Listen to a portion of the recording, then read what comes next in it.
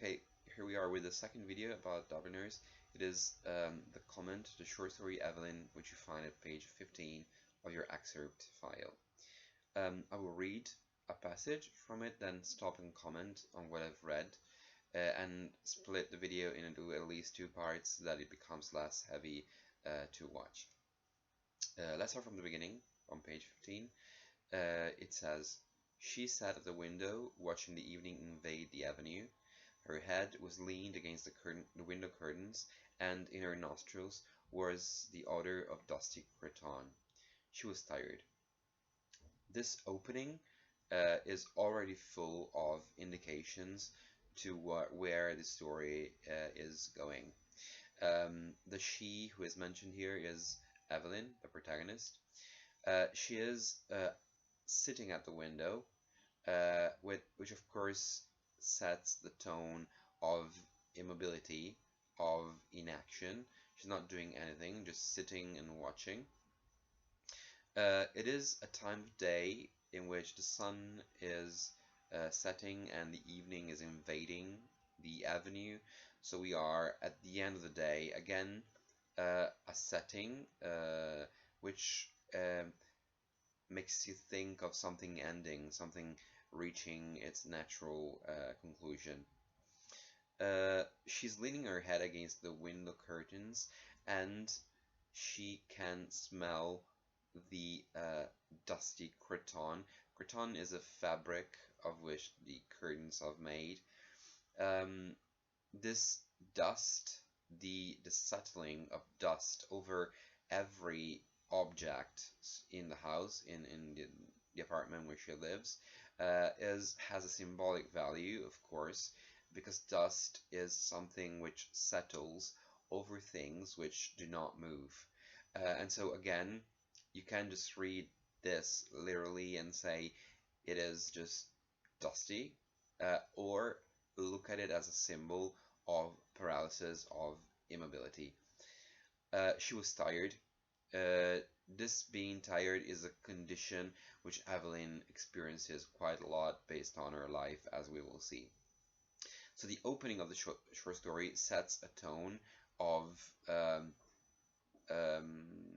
not desperation, but a lack of hope, in a sense. The fact of being still at a moment in our lives where things seem to be closing, surrounded by dust, by mobility. When I told you in the video before that words in joys count a lot, so they are chosen specifically for a purpose. Here, of course, you have an example in the sense that the fact she's sitting, the fact that it's evening, the fact that the cretonne of the curtains is dusty, all of it is a symbol of paralysis, of hemiplegia of the will that I mentioned before. Proceeding to the second paragraph, it says, "Few people passed. The man out of the last house passed on his way home. She heard his footsteps clacking along the concrete pavement, and afterwards crunching on the cinder path before the new red houses. One time there used to be a field there in which they used to play every evening with other people's children. Then a man from Belfast bought the field and built houses in it, not their little brown houses, but bright brick houses with shining roofs. The children of the avenue used to play together in that field, the Devines, the Waters, the Dunns, little Keogh, the cripple, she and her brothers and sisters. Ernest, however, never played. He was too grown up. Her father used to often to hunt them in out of the field with his blackthorn stick, but usually little Keogh used to keep nix and call out when he saw her father coming. Still, they seemed to have been rather happy then. Her father was not so bad then, and besides, her mother was alive. That was a long time ago. She and her brothers and sisters were all grown up, and her mother was dead. Tizzy Dunn was dead too, and the Waters had gone back to England. Everything changes. Now she was going to go away like the others, to leave her home." But this paragraph contains a sort of initial background to Eveline's life. She lives in a neighborhood which has seen a consistent change in the course of the years. The area which is she's looking at now, which is covered with new buildings, new let's say modern buildings, not like the one she lives in, um, used once to be a field where she used to play with all the children in her neighborhood and her brothers. Um, all these people, all the people who were part of her childhood and which constituted a community uh, in which she lived, have either died or moved away. Sorry, a phone call interrupted the previous video. As I told you, all the people that she knew as a child have either died or moved away. Her mother has died, as we will see again later on. It is something she will go back to. Um, she mentions the fact that her brothers, well, not so much Ernest, but the other brother, played with her in this field. Um, Her father seemed not to like that activity that much. As a matter of fact, here it mentions on occasion, well, a habitual occasion in which he used to hunt them in out of the field with his blackthorn stick. So he tried to make them stop playing in that field using a stick. It is not a particularly uplifting image of a father you can imagine. It's a father running after you with a stick. Um, um, but still, after describing this event in which her father is depicted as a man which seems to be quite irascible, quite violent, aggressive, um, she makes a comment which is still, they seemed to have been rather happy then. Her father was not so bad then, and besides, her mother was alive. So she remembers this moment, playing in the fields, being chased by her father, as something which is not that bad. It's not a good memory, but still, it is something which is not as bad as other things in life. So she's trying, in a sense, to um, romanticize the past. A past, in this case, this memory is not particularly endearing or affectionate, but still, she says, at that time, we seemed not to be in such a terrible situation. We still were rather happy. Mom was alive. It was a situation in which I was fine. I felt okay. Again, it is not about being happy, it's about surviving, about being there in the moment and not suffering too much. Uh, and then she specifies that this was a long time ago. Um, Her brothers and sisters were now, and herself, are now adults. Mom has gone. Um, and she closes the paragraph by presenting us with what is going to happen to her, what she's rummaging about. And the fact is, here it is presented as a reality. She says now she was going to go away like the others to leave her home. So in the beginning of the short story, Eveline is decided to leave. The next paragraph. Home. She looked round the room, reviewing all its familiar objects, which she had dusted once a week for so many years, wondering where on earth all the dust came from. Perhaps she would never see again those familiar objects from which she had never dreamed of being divided. And yet, during all those years, she had never found out the name of the priest whose yellowing photograph hung on the wall above the broken harmonium, beside the coloured print of the promises made to Blessed Margaret Mary Alacoque. He had been a school friend of her father. Whenever he showed her the photograph, when he showed the photograph to a visitor, to a visitor, her father used to pass it with a casual word. He is in Melbourne now. Um, this paragraph offers us another, um, let's say, mind mechanism Eveline is applying to her surroundings to find reasons to stay. Just like before, she romanticized that moment, that memory of her childhood, saying still it was not that bad, we were rather happy. She is trying to find the good in what is actually not.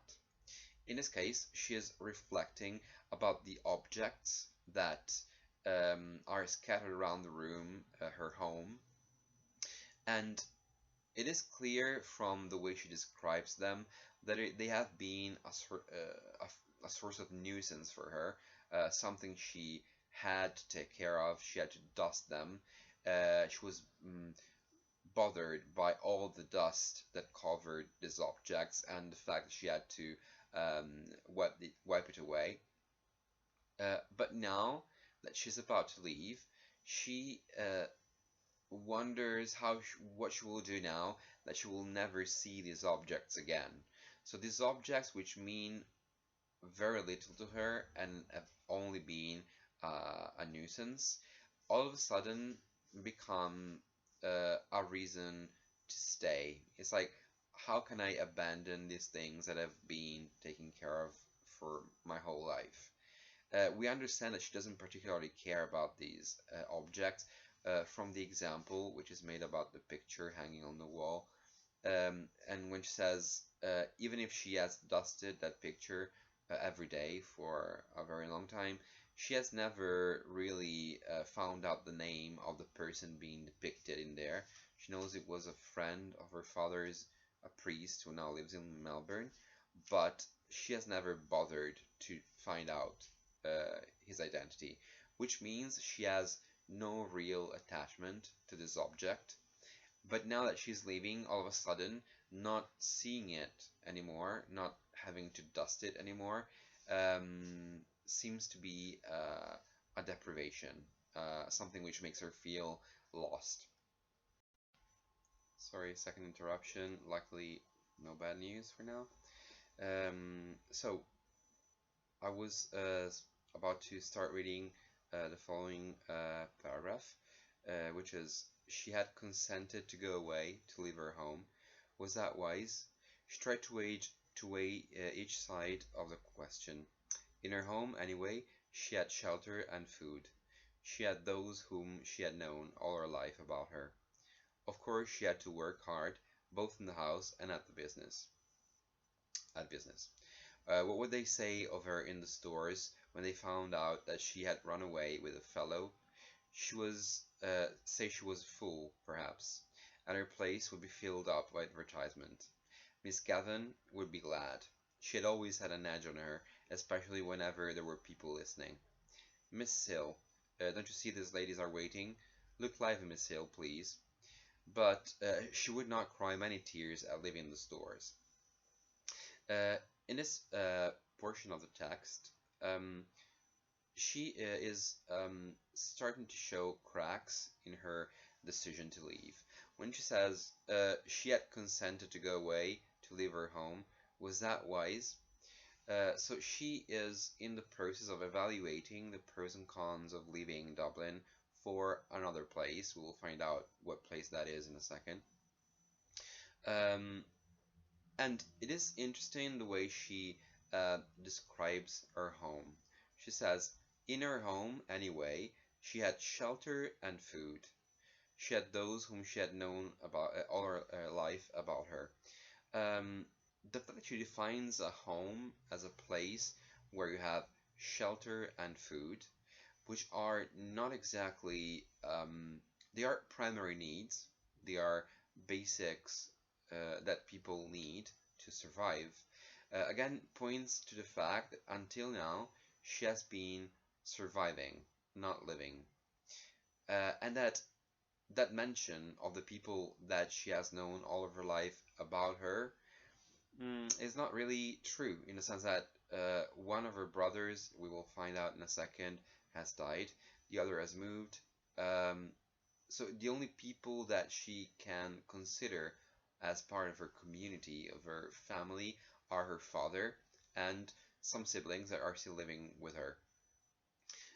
So again, she's trying to um, romanticize her current situation, using words, however, which reveal the meagerness, the lack of joy that uh, these people and this place can offer her, actually. Besides, she moves on, mentioning her job. She's working in a place which is the stores, if I remember correctly, yeah, which might be a sort of great shopping center. Um, it appears through a series of comments that she makes about Miss Gavan, who has an edge on her. She doesn't like her particularly and always tells her off in front of clients. That she doesn't care much about the people or the job.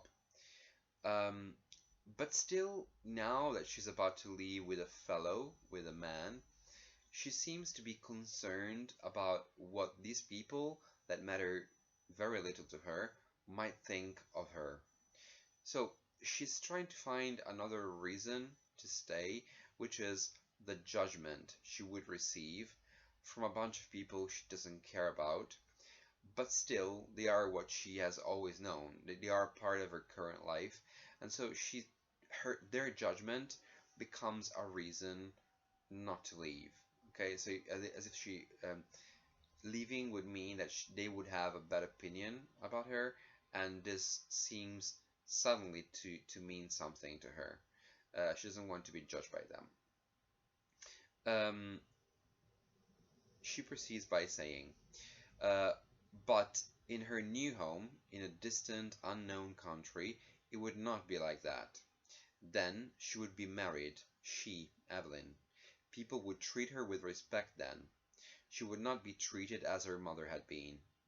Even now, though she was over 19, she sometimes felt herself in danger of her father's violence. She knew it was that had given her the palpitations.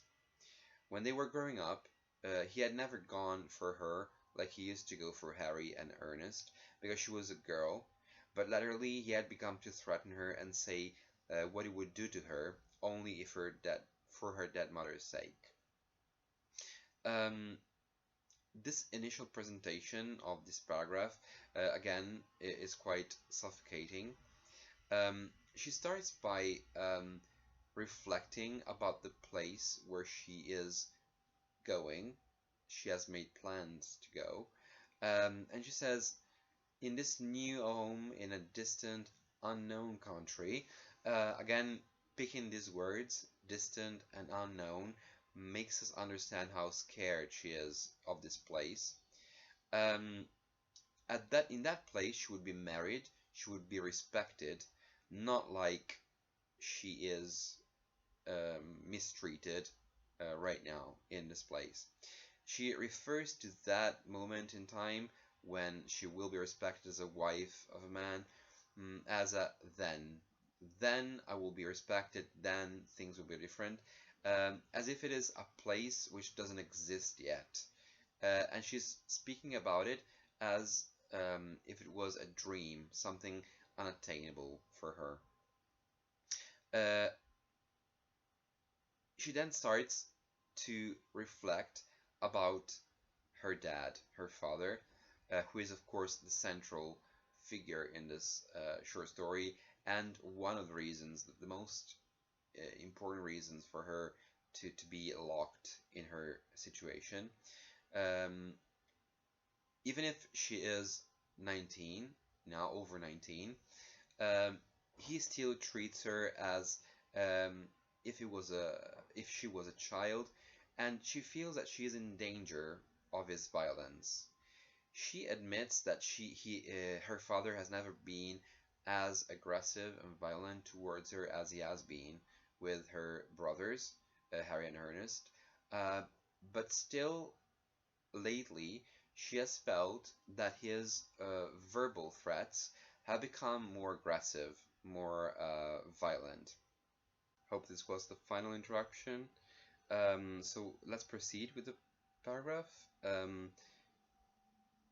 We were at the point which says, and no, she had nobody to protect her.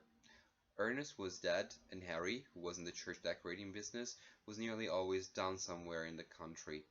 Besides, the invariable squabble for money on Saturday nights had become to weary her unspeakably. She always gave her entire wages, 7 shillings, and Harry always sent up what he could. The trouble was to get any money from her father. She said she used to squander the money, that she had no head, that he wasn't going to give her his hard-earned money to throw about the streets, and much more, for he was usually fairly bad on Saturday night. In the end, he would give her the money and ask her had she any intention of buying Sunday's dinner. Then she had to rush out as quickly as she could and do her marketing, holding her black leather purse tightly in her hands as she elbowed her way through the crowds and returning home late under her load of provisions. She had work to keep her to keep she had work to keep the house together and to see that the 2 young children who had been left to her charge went to school regularly and got their meals regularly. It was hard work, a hard life, but now that she was about to leave it, she did not find it a wholly undesirable life. Here Eveline describes one situation in which is usually involved concerning money. She gives all of her earnings to her dad, and her brother, the living one, sends what he can every now and then to help them. And she manages somehow to keep the house running with that money. The problem is that her father very often refuses to give her money for shopping, for things they need. And when eventually he does give her the money, it is through a very excruciating process of being insulted, of being humiliated, and then reminded that she is late for preparing dinner. And so Eveline is kept in a situation of constant stress and bullying by her father. Um, but after describing this very suffocating situation, Eveline proceeds to comment on this by saying, it was hard work, a hard life, but now that she was about to leave it, she did not find it a wholly undesirable life.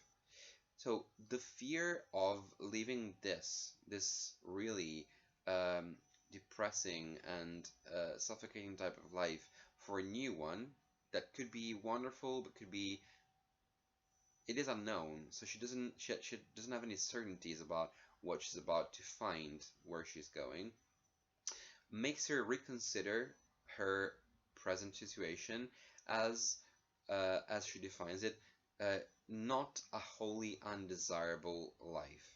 So it doesn't say it's a nice life, it's a good life. She says it's not wholly undesirable. So I cannot hate it that much. This relationship with her father has made some critics reflect about the fact that maybe this could be an example of a Stockholm syndrome, in the sense that she seems to be attached emotionally to a man who actually is hurting her constantly. It's like she has been kidnapped and she has fallen in love with her kidnapper. That's what the Stockholm syndrome is. Like a victim falling in love with her with the person who is mistreating her. And as a consequence, Eveline seems to be psychologically so attached to the pain that her father and her life are giving her that she seems to be unable to give it up for something which is new. It might be good, as we will see in a second, but still it's unknown. It's distant, it's far away, it's something that she's not sure of, and she has become accustomed to things that are sure, certain in her life.